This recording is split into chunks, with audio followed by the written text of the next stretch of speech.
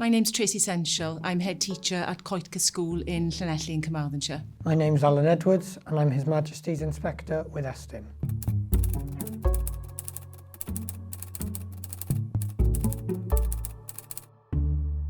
So what does an inspection look like? An inspection should be tailored to the school that we're visiting. We work with the head teacher normally. Hopefully it felt like that for you. To me, an inspection should look thorough. It should feel like we're looking at a broad range of evidence, but importantly, should feel collaborative. Yes, it very much did feel like that this time, where I had regular contact with the lead inspector. They were a presence that felt not overly imposing, that felt very humane and collaborative with staff and very respectful. So they weren't intrusive, but they were thorough and they were about the place, which was good because they were able to get a true feel of the school. What has happened to the grading system? We no longer have summative grades that we allocate to each inspection area. What we look at is a broad range of evidence and we focus on the strengths and areas for improvement in that provider. What it feels like for me as an inspector is that allows us to have a better professional dialogue with schools, so that schools feel that they can be more open and they're less focused on what that grade might be. Absolutely. By far, that's the biggest and most significant improvement to the inspection framework was removing those summative judgments. It didn't feel as a school that we were trying to battle, I suppose, it's a strong word, but to battle for a particular judgment, and we could just allow ourselves to engage with the inspection team, to have that open, honest dialogue about the strengths and the areas for development within each inspection area without fearing that was going to drop us down a grade. What are Essens' intentions? So Essens' intentions are to help providers improve. The whole point of inspection is to look at a provider at that point in time, evaluate what's working well, the aspects they might want to focus on, and through professional dialogue with inspectors, hopefully leave the school, in your case, in a better position to move forward. I can honestly say, undoubtedly, that Essens shares the same intentions as our school, which is to ensure we provide the best educational experiences and outcomes for our pupils. And it certainly felt that it wasn't just an accountability process. Yes, we are there to make sure that pupils are getting the best experience they can, and we're always focused on those experiences for pupils.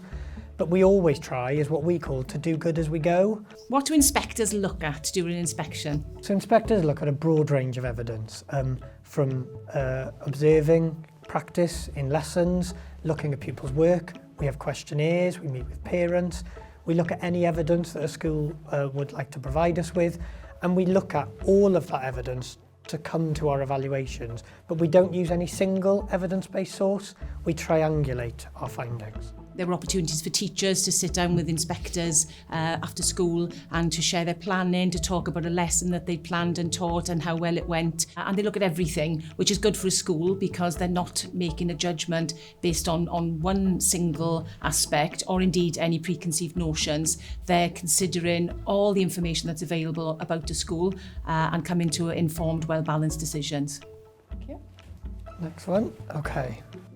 Can providers speak with inspectors beforehand? I had a call from the lead inspector, which allowed me to develop a relationship with him based on empathy and professional respect, and also to be very clear about what was ahead so that there weren't any misconceptions or anything to worry about. The most important part of that is, one, to build a relationship with the school, but also to help us understand the school's context, but also to make sure that we were giving you every chance to provide examples of how you've made a difference to pupils.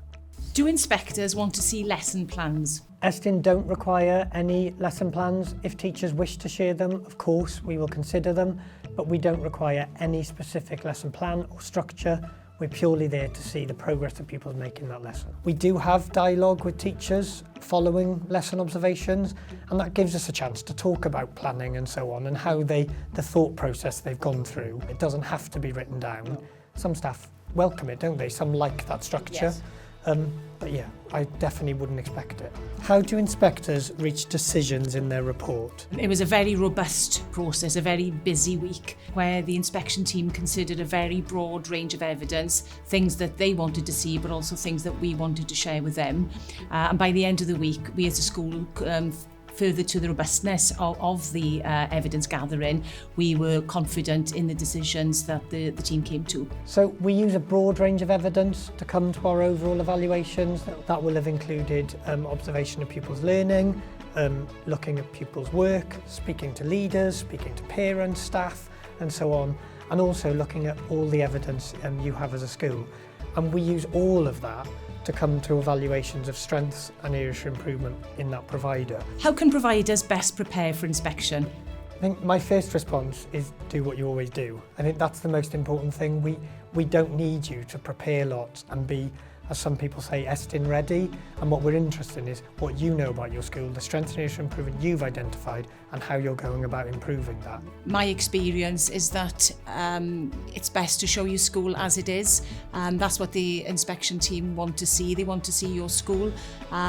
Wasting time preparing things that you think Estin might want to see is energy not very well spent. It's just about making sure that the things that you do, getting your ducks in a row. So if there's evidence that you want to share because it allows you to exemplify the strengths of the school, and to be honest about the things that you're working on as areas for development, that's where your priority should be really, is to making sure that you've got that evidence ready, but certainly not manufacturing evidence. Well, the best way to prepare is not to prepare really. I think with only 10 days notice, whilst it's enough time to build up a relationship with the lead inspector, it's not a lot of time to make up what's not there. I think the simple answer is don't prepare. Schools are ready already. We're just looking at what they've done to help improve learning for their pupils.